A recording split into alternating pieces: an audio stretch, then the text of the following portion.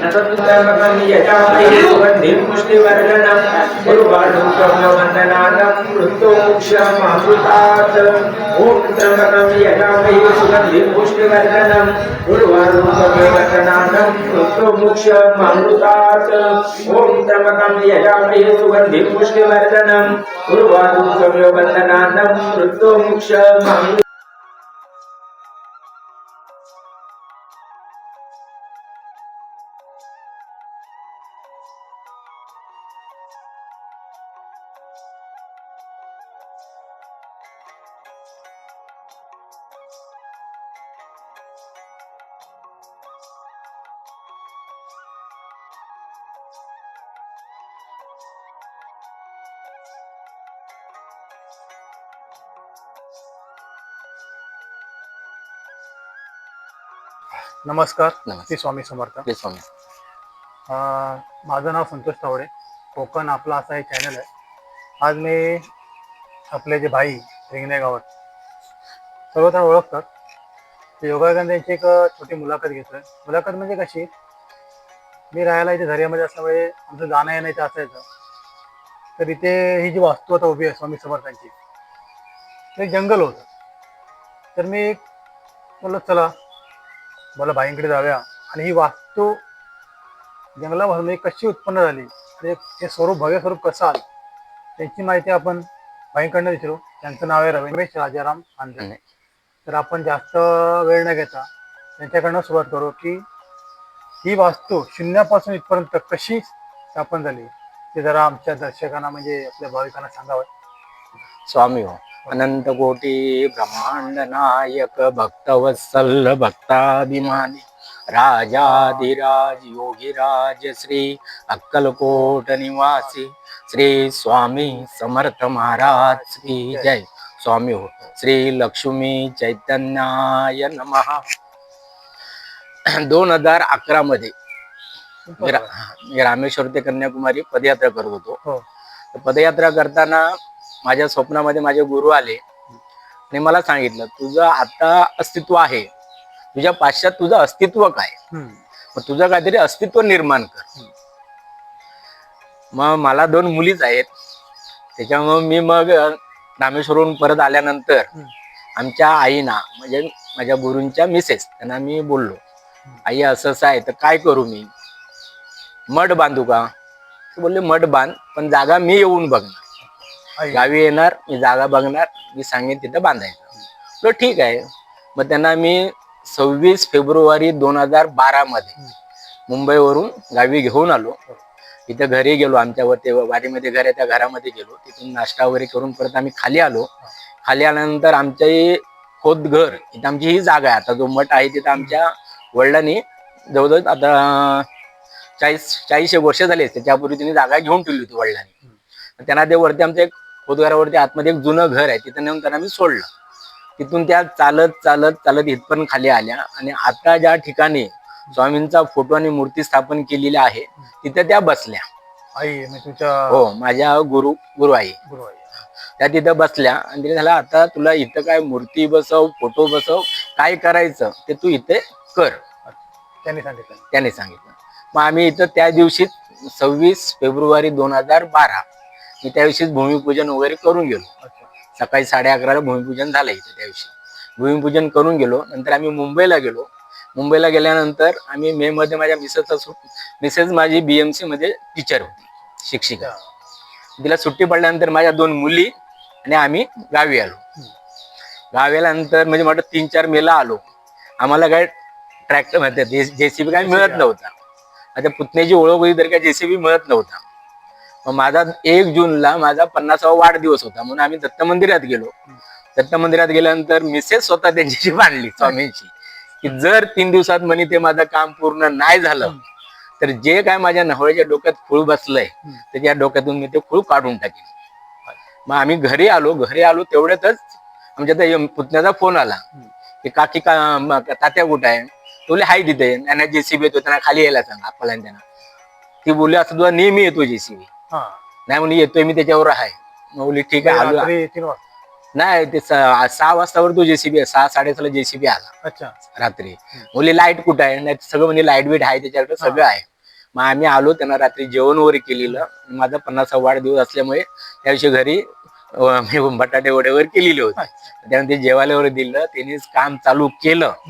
रात्री बरोबर 3 वाजता संपलं काम JCB लावून. म्हणजे पूर्ण थोडी संपूर्ण पण लेवल झाली होती थोडी. हे बांधण्यापुरतं मागे नंतर मग थोडी मागे करून घेतली. थोडी एवढी लेवल आम्ही करून घेतली. आणि दुसऱ्या दिवशी सकाळी मिसेस मला विचारते काय झालं, तर रात्री 3 वाजता काम पूर्ण झालं. तिने मग नंतर जाऊन तिकडे दत्त मंदिरात स्वामींची माफी मागितली की 3 दिवस दिले होते, तुम्ही रात्रीच 3 वाजता पूर्ण केलं काम. हा मोठा अनुभव आहे. मोठा अनुभव. त्याच्यानंतर तिने सांगितलं माझ्या नवऱ्याला आता काही मी म्हणजे विरोध करणार नाही, त्याच्या पूर्ण त्याला सपोर्ट करणार, तिचे पैसे सगळे तिचेच आहेत. मी काय कामाला नव्हतो तेव्हा. 2003ला कंपनी बंद झालेली. पहिले. मी मफतलाल मध्ये कामाला होतो. 2003ला कंपनी बंद झाली. त्यानंतर मी काय केलं नाही. अच्छा. फक्त मी काय असेल ती स्वामींची सेवा. नांदिवलीला आमच्या गुरूंचा नांदिवलीला मठ आहे स्वामी समर्थांचा. गुरूंचं नाव काय आपल्या? भालचंद्र दत्तात्रय लिमे अच्छा. आणि लक्ष्मी स्वरूप सुषमाताई भालचंद्र लिमे आईंचं नाव. हो. त्यांचा मठ आहे, 2 मठ आहेत. ते मी नांदिवलीला 2 मठ आहे, तिथे मी सेवेला असायला.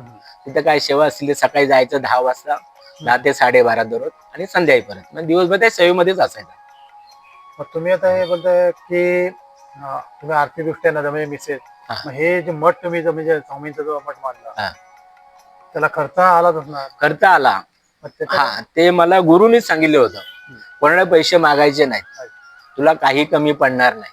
त्याप्रमाणे अजूनपर्यंत मी कोणालाही मागितले नाही. कार्यक्रम असू दे, काही असू दे, की माझी पावती आहे, मला कार्यक्रम करायचा आहे, मला पैसे द्या, कोणालाही मागितले नाही. आणि अजूनपर्यंत माझ्या आई अण्णांच्या आशीर्वादाने आणि स्वामींच्या आशीर्वादाने काही कमी पडलेलं नाही. तुम्हाला म्हणजे एक काही अनुभव पण आले असतील?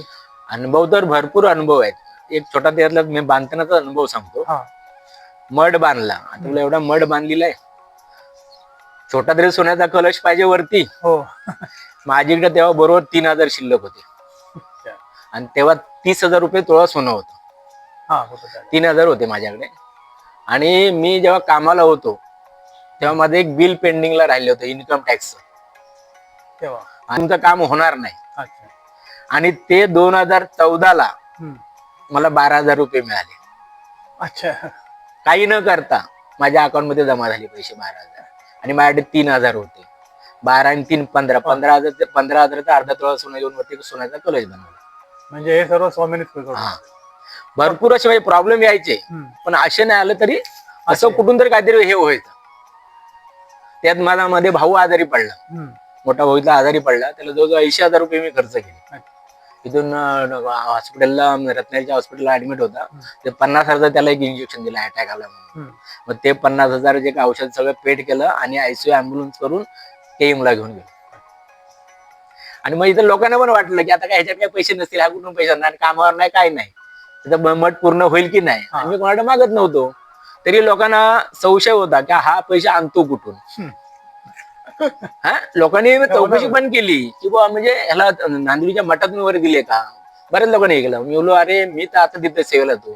तर बरेच लोक बोललो पंढरपूरला जातात, नेहमी वाऱ्या करणार आहेत, तिथे बोललो आता मोठी ट्रस्ट आहे ती. तर बोललो तुम्ही विचारा ना पैसे देतात का म्हणून.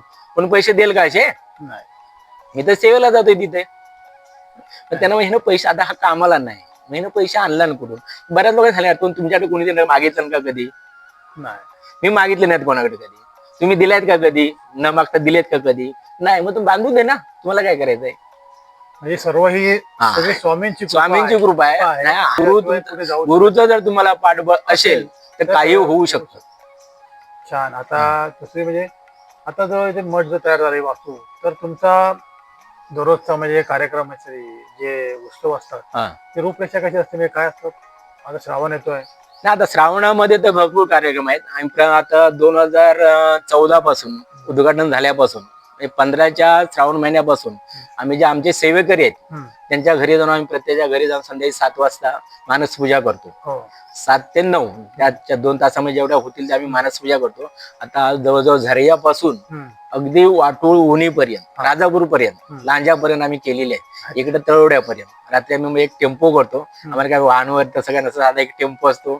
टेम्पोत आम्ही सगळे बसतो, जातो तिकडे मानस पूजा करायची. आणि ते लोक पण आमची चांगली उठाबस करतात. महाप्रसाद वगैरे असतो. हे सगळं अगदी व्यवस्थित असतं. त्यात आता हे जवळजवळ ह्या 11 वर्ष आहे. आणि आम्ही श्रावणातले सगळे गुरुवार करतो आम्ही इथं अभिषेक आणि महाप्रसाद. आणि थोडक्यामध्ये या मठाची माहिती दिलात त्यावर आमच्याकडून धन्यवाद. श्री स्वामी समर्थ. सेवा आपल्याकडनं घडून आमच्याकडनंही घडो आणि या मठाची उन्नती हो, ते तर आहे. त्यांनी प्रार्थना. आमचा तो पूर्ण आयुष्य मी स्वामींच्या सेवेसाठीच अर्पण केलेलं आहे. जे काय आहे ते स्वामींच्या चरणी. आमचा सध्या काही नाही. नमस्कार. मी काय प्रोफेशनल नाही, पण मी आपल्या मोडक्या तोडक्या भाषेमध्ये भाईंची मुलाखत, स्वामींच्या बद्दल माहिती घ्यायचा प्रयत्न करतोय.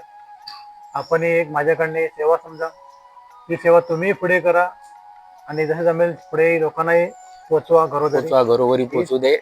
हीच प्रार्थना. आणि साहेबांच्या चॅनलचं पण प्रसिद्धी होऊ दे.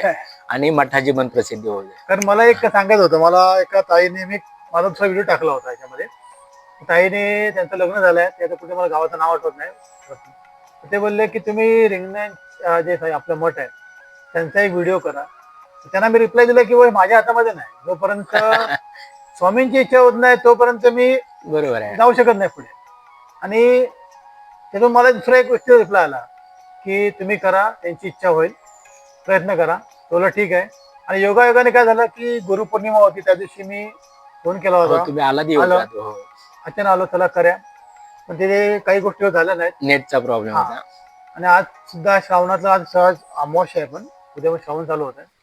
मग स्वामींची इच्छा आहे की मी इथपर्यंत आलोय आणि त्यांची सेवा करायची मला संधी लाभली, त्याबद्दल आलो. धन्यवाद. धन्यवाद. श्री स्वामी समर्थ. श्री स्वामी अनंत कोटी ब्रह्मांड नायक भक्तवत्सल भक्ताभिमानी राजाधिराज योगीराज श्री अक्कलकोट निवासी श्री स्वामी समर्थ महाराज की जय. स्वामी हो. अवधूत चिंतन श्री गुरुदेव दत्त.